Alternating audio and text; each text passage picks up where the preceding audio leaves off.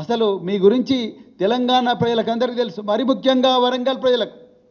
వరంగల్ ప్రజల్లో మీ కుటుంబం చేసిన అఘాయిత్యాల వల్ల ఎంతోమంది జీవితాలు నాశనమయ్యారు. మరి ముఖ్యంగా విద్యార్థుల జీవితాలు, హాస్టళ్ళల్లో, యూనివర్సిటీ హాస్టళ్ళల్లో ఇంకెంతోమంది మహిళలు, వాళ్ళందరి జీవితాలు కూడా మీ కుటుంబం చేసిన అఘాయిత్యం వల్ల నాశనమైన. ఇవాళ మరి వరంగల్లో ఉండే గెస్ట్ హౌస్లు, వరంగల్లో ఉండే ప్రభుత్వ గెస్ట్ హౌస్లు, అదేవిధంగా మీ ఫామ్ హౌస్ల గోడలు ఈ అఘాయిత్యాలకు సాక్ష్యం.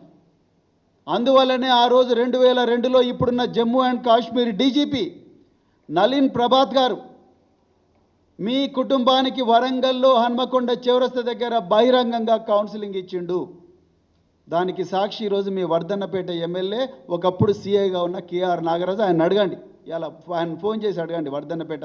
మీరు మా గురించి మాట్లాడతారు, మీరు నా గురించి, కేటీఆర్ గురించి మాట్లాడే అర్హత మీకున్నదా అసలు సురేఖ గారు?